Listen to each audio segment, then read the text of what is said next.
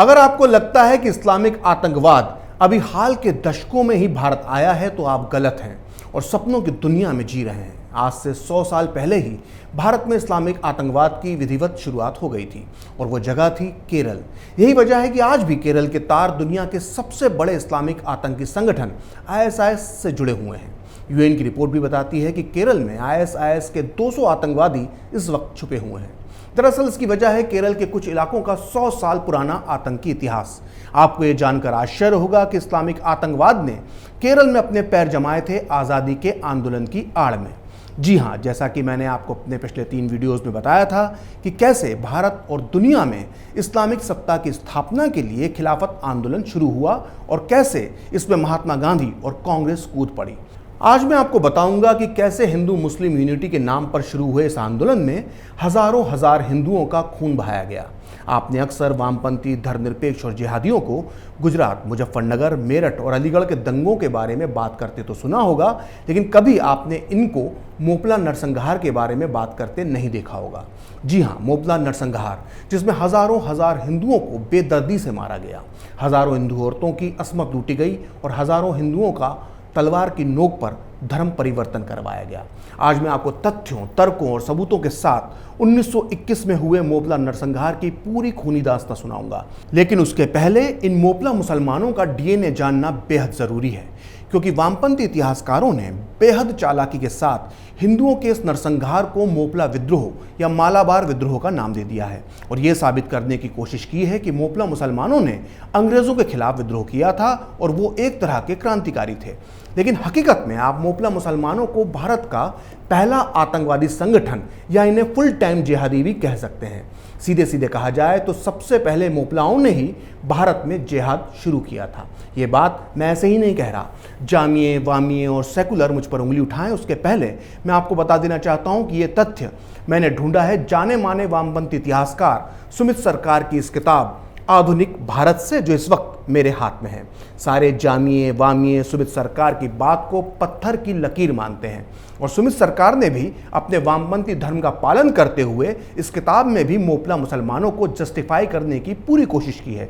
लेकिन एक जगह पर उन्होंने गलती से वो सच लिख दिया जिससे मोपला मुसलमानों का जिहादी चरित्र खुलकर सामने आ जाता है। सुमित सरकार ने अपनी इस किताब के पेज नंबर 68 पर लिखा है कि 1885 और 1896 में भी मोपलाओं ने विद्रोह किया था। इस विद्रोह में जैनमियों मतलब हिंदू जमींदारों की संपत्ति लूटी गई और उनके मंदिरों को अपवित्र किया गया। ये काम मोपलाओं के छोटे छोटे दल करते थे। इन मोपलाओं का कभी पुलिस से सामना होता था तो ये सामूहिक आत्महत्या कर लेते थे। इनका अटूट विश्वास था कि ऐसा करके वो शहीद होंगे और सीधे जन्नत में जाएंगे। तो सुना आपने उस जमाने के मोपला मुसलमानों और आज के मुस्लिम आतंकवादियों की सोच में कितनी समानता थी। पहले काफिरों का कत्ल करना, फिर किसी फिदाइन की तरह खुदकुशी कर लेना और फिर वही जन्नत की 72 हूरों की बाहों में समा जाना। तो आइए अब मैं आपको बताता हूं कि केरल के इन जिहादी मोपला मुसलमानों ने 1921 में क्या किया था। पूरे भारत में खिलाफत और असहयोग आंदोलन की जुगलबंदी पूरे उफान पर थी और इसी दौर में इस बेमेल खिचड़ी को पकाने वाले महात्मा गांधी ने कहा था कि अगर हिंदू चाहते हैं कि मुसलमानों के साथ उनकी हमेशा के लिए दोस्ती हो जाए तो उन्हें इस्लाम की रक्षा में खुद को कुर्बान कर देना चाहिए। गांधी जी जो चाहते थे वो हो गया। इस आंदोलन में हिंदू सही में कुर्बान हो गए, लेकिन उनकी कुर्बानी अंग्रेजों ने नहीं ली, बल्कि जिन मुसलमानों का वो खिलाफत आंदोलन में साथ दे रहे थे उन्हीं मुसलमानों ने अपने हिंदू भाइयों की कुर्बानी ले ली और उनकी शमशान भूमि बना केरल का मालाबार इलाका। यहाँ के मोपला मुसलमानों ने खिलाफत आंदोलन की आड़ में पहले तो पुलिस वालों को चलाया, पुलिस के हथियार लूटे, कुछ अंग्रेजों की हत्याएं की और फिर उनकी तलवारें निहत्थे हिंदुओं को काटने लगी। दरअसल मोपला मुसलमानों की नज़र में अंग्रेज और हिंदू दोनों ही काफिर थे। केरल के मुसलमानों को सिर्फ टर्की ही नहीं बल्कि पूरे भारत में इस्लाम की सत्ता यानी दारुल इस्लाम लागू करना था। इसलिए उन्होंने काफिर हिंदुओं के खिलाफ जिहाद छेड़ दिया। कहा जाता है कि यहाँ कट्टर मुसलमानों ने करीब 20,000 से ज़्यादा हिंदुओं की हत्या कर दी, वहीं 50,000 से ज़्यादा हिंदुओं का जबरन धर्म परिवर्तन करवा दिया गया। इतना ही नहीं, हजारों हजार हिंदू औरतों की अस्मतें लूटी गई और ये सब हुआ हिंदू मुस्लिम भाईचारे के नाम पर। हालांकि इस नरसंहार को वामपंथी इतिहासकार विद्रोह का नाम देते हैं, लेकिन पूर्व कांग्रेस अध्यक्ष और स्वतंत्रता संग्राम सेनानी एनी बेसेंट का एक लेख उनके सारे दावों की पोल खोल देता है। जाने माने अखबार न्यू इंडिया के 29 नवंबर 1921 के अंक में एनी बेसेंट ने लिखा कि मिस्टर गांधी को मालाबार ले जाना चाहिए ताकि वो खुद अपनी आंखों से देख सकें कि उनके और उनके प्यारे भाइयों मोहम्मद अली और शौकत अली के उपदेशों का कितना भयानक परिणाम निकला है। क्या मिस्टर गांधी को उन हजारों औरतों से थोड़ी भी सहानुभूति है जिन्हें फटे हुए चीथड़े पहनकर अपने घरों को छोड़ना पड़ा? उनके सामने उनके पतियों, पिताओं और भाइयों को टुकड़ों में काटा गया। इससे घिनौना अपराध क्या हो सकता है कि एक 7 महीने की गर्भवती महिला का पेट चीरकर उसके अजन्मे बच्चे को मार दिया जाए, एक 6 महीने के बच्चे को उसकी मां से छीनकर उसके 2 टुकड़ों में काट दिया जाए। प्रतिष्ठित नायर घराने की एक महिला को उसके पति और भाइयों के सामने नग्न किया गया। जब उन्होंने ये देखकर शर्म से अपनी आंखें बंद कर लीं तो तलवार की नोक पर उनकी आंखें खुलवाई गईं और फिर उनके सामने ही उस महिला के साथ बलात्कार किया गया। एनी बेसेंट की इन बातों पर इसलिए भरोसा किया जाना चाहिए क्योंकि वो मोपला नरसंहार के तत्काल बाद हालत का जायजा लेने के लिए मालाबार गई थी। इतना ही नहीं, एनी बेसेंट बेहद धर्मनिरपेक्ष महिला थी और उन्हें भारत से बेहद प्यार था। लेकिन मोपला नरसंहार के बाद उनकी इस्लाम के बारे में सोच पूरी तरह से बदल गई, जिसका जिक्र वो अपनी मशहूर किताब the future of Indian politics के पेज नंबर 303 पर करती हैं।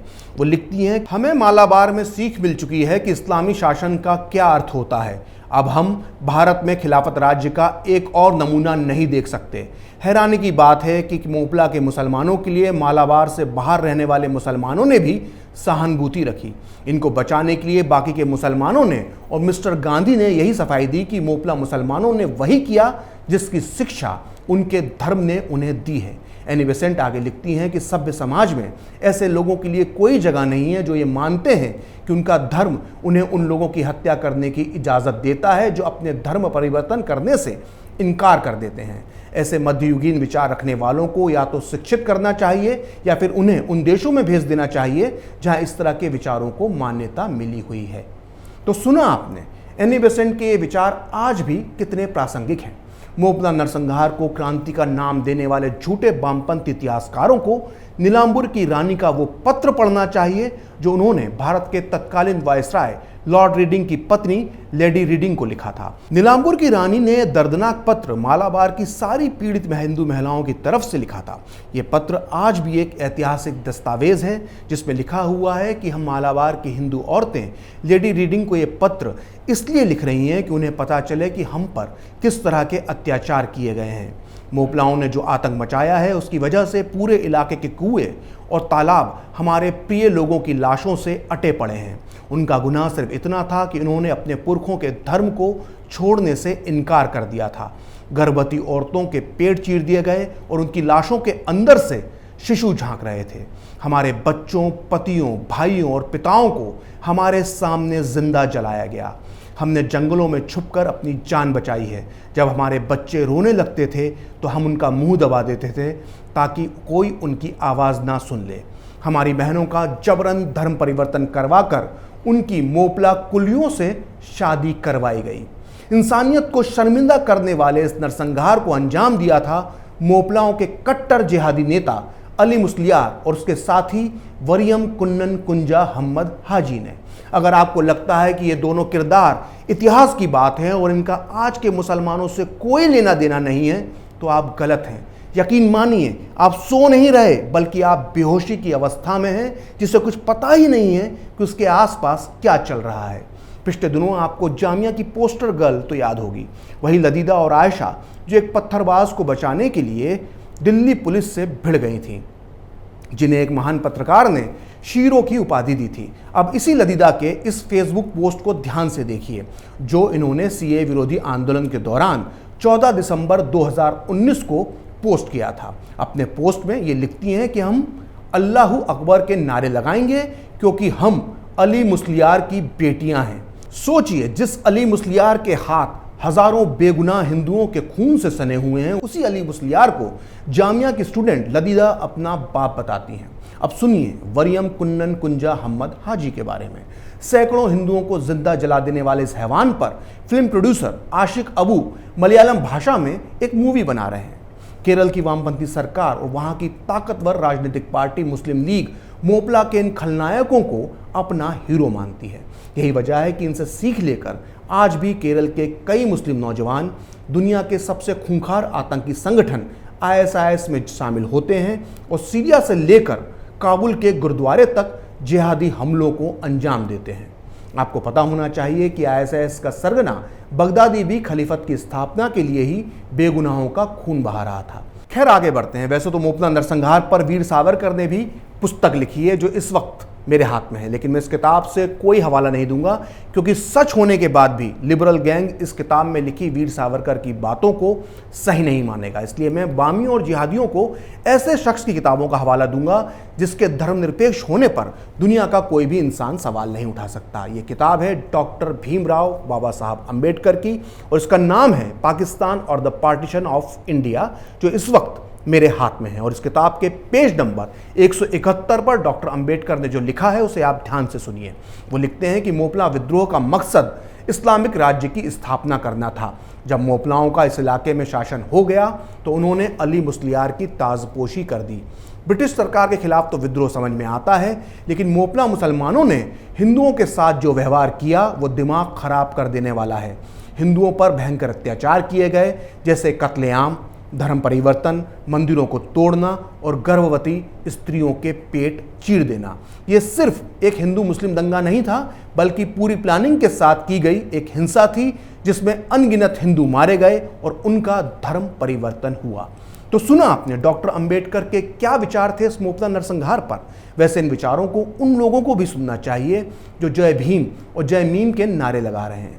अगर फिर भी किसी को डॉक्टर अंबेडकर, एनी बेसेंट और नीलांबर की रानी की बातों पर यकीन ना हो तो उनके लिए मैं टाइम्स ऑफ इंडिया की एक रिपोर्ट पेश करना चाहूँगा जो 7 सितंबर 1921 को छपी थी।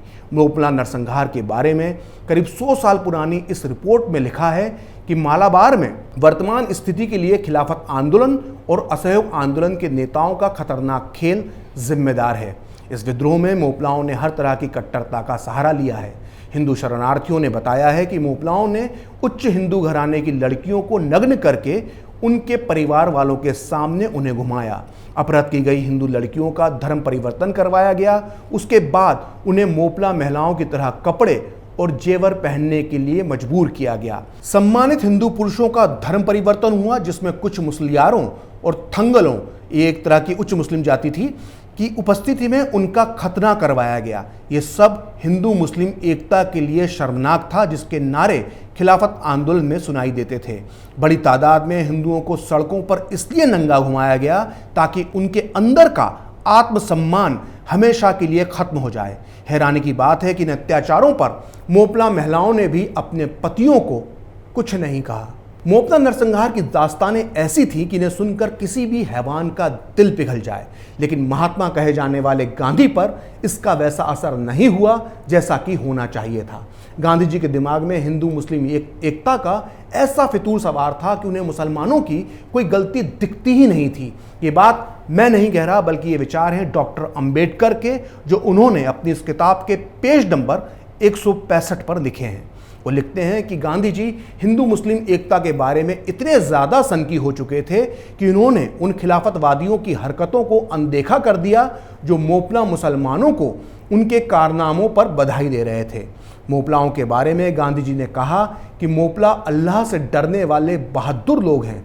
वो उस बात के लिए लड़ रहे हैं जिसे वो धर्म समझते हैं और उसी तरीके से लड़ रहे हैं जिसे वो धार्मिक समझते हैं। तो सुना आपने, हिंदुओं के नरसंहार को गांधी मोपलाओं की नज़र में धार्मिक कार्य मानते थे। यहाँ तक कि मोपला मुसलमानों के सारे खूनी, विभत्स और पैशाचिक तरीके गांधी जी को धार्मिक लग रहे थे। सोचिए, जब गांधी जी मोपलाओं के साथ खड़े थे तो देश के बाकी मुसलमानों से क्या उम्मीद रखी जा सकती है। उस दौर में मुसलमानों के एक बहुत बड़े नेता हसरत मोहानी भी इन्हीं में से एक थे। कांग्रेस के अहमदाबाद अधिवेशन में जब मोपला अत्याचारों के खिलाफ प्रस्ताव लाया गया तो इसका विरोध करते हुए जनाब हसरत मोहानी ने कहा कि मोपलाओं का इलाका दारुल अमन यानी शांति का देश नहीं रह गया था, वह दारुल हरब, जहां गैर मुस्लिमों का राज होता है, में तब्दील हो गया था। इसलिए मोपला मुसलमानों को शक था कि हिंदू अंग्रेज़ों से मिले हुए हैं। मोपला मुसलमानों ने यह ठीक किया कि हिंदुओं के सामने कुरान का कलमा पढ़ने या फिर तलवार से कट जाने का विकल्प रखा। इस तरह वहां के हिंदू अगर अपनी जान बचाने के लिए मुसलमान बन गए तो ये अपनी इच्छा से किया गया धर्मांतरण है। इसे जबरन धर्म परिवर्तन नहीं कहा जा सकता। तो सुना आपने जनाब हजरत मोहानी ने किस तरह से तलवार की नोक पर मुस्लिम बनाए जाने को सही ठहराया था। अब जरा मोहानी साहब का परिचय भी सुन लीजिए। हजरत मोहानी कांग्रेस के नेता तो थे ही, वो पाकिस्तान बनाने वाली मुस्लिम लीग के अध्यक्ष भी थे। अगर आपको लगता है कि 1947 के बाद वो पाकिस्तान चले गए होंगे तो आप गलत हैं। मोहानी साहब मरते दम तक भारत में ही रहे और देश का संविधान बनाने वाली संविधान सभा के सदस्य भी रहे। हजरत मोहानी के नाम पर भारत और पाकिस्तान में कई सड़कें, मोहल्ले और इमारतें हैं। यहाँ तक कि 2014 में भारत के उपराष्ट्रपति हामिद अंसारी ने हजरत मोहानी के नाम पर 5 रुपए का डाक टिकट भी जारी किया। वहीं पाकिस्तान में भी उनके सम्मान में 3 रुपए का डाक टिकट छप चुका है। एक मजेदार जानकारी ये भी है कि सुपरहिट गजल चुपके चुपके रात दिन आंसू बहाना याद है इन्हीं हजरत मोहानी साहब ने लिखी थी, जिसे बाद में गुलाम अली ने फिल्म निकाह में गाया था। इसलिए अगली बार आप जब ये गज़ल सुने तो आपको इस बात का ध्यान रहना चाहिए कि इस खूबसूरत गज़ल को लिखने वाले इंसान की नीयत हकीकत में कैसी थी। मुद्दे की बात यह है कि हमें आज के दौर में भी शायरों के भेष में घूमने वाले हजरत मोहानी जैसे लोगों की फितरत को समझना चाहिए। यकीन मानिए मेरा इशारा किसी जावेद अख्तर, किसी मुनव्वर राणा और किसी राहत इंदौरी की तरफ नहीं है।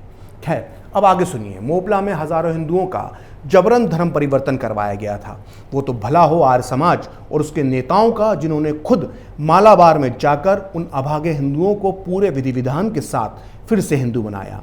आज 100 साल बाद मालाबार के ही नहीं बल्कि भारत के हर हिंदू को अमर बलिदानी स्वामी श्रद्धानंद के साथ साथ पंडित ऋषिराम जी, लाला खुशहाल चंद जी और पंडित मस्ताना जी को शत शत नमन करना चाहिए, जिन्होंने अपनी जान पर खेलकर हजारों किलोमीटर दूर मालाबार में हिंदू धर्म की रक्षा की थी। खैर, खिलाफत आंदोलन की नाकामी का बदला हिंदुओं से सिर्फ मोपला में ही नहीं लिया गया, बल्कि पंजाब, यूपी, बिहार और बंगाल में भी हिंदू विरोधी दंगे हुए।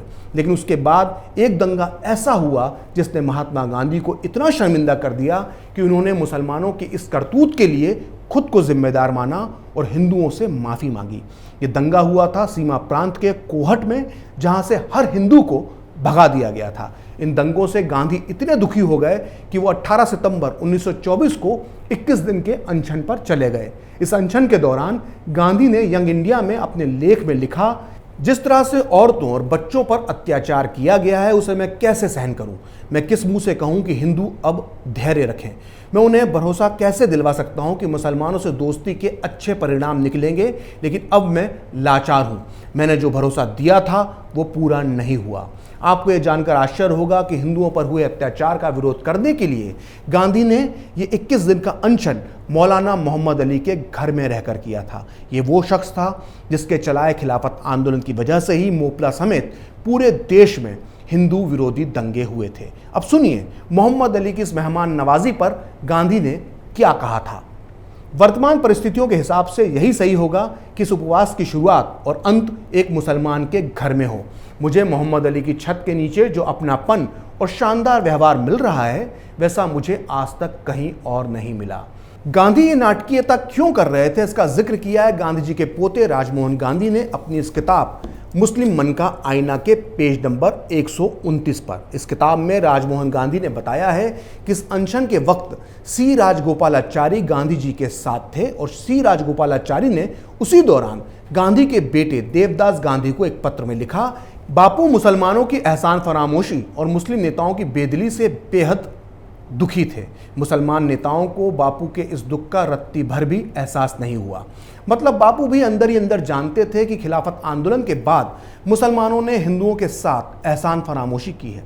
राजमोहन गांधी की इस बात को इसलिए गंभीरता से लिया जाना चाहिए क्योंकि महात्मा गांधी अगर उनके सगे दादा थे तो सी राजगोपालाचारी उनके सगे नाना थे। असल में गांधी और राजा जी आपस में समधी थे।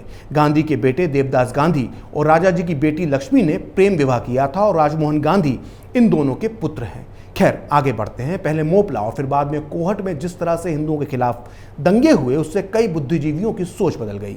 गुरु रविंद्रनाथ टैगोर भी, जो हमेशा सांप्रदायिक एकता की बात करते थे, 1924 में उन्होंने हिंदू मुस्लिम समस्या पर एक बंगाली न्यूज़पेपर को इंटरव्यू दिया, जिसे 18 अप्रैल 1924 को टाइम्स ऑफ इंडिया में थ्रू इंडियन आइज के नाम से छापा गया। इस इंटरव्यू में टैगोर ने ज़बरदस्त तरीके से इस्लामी कट्टरपंथ की धज्जियां उड़ाई।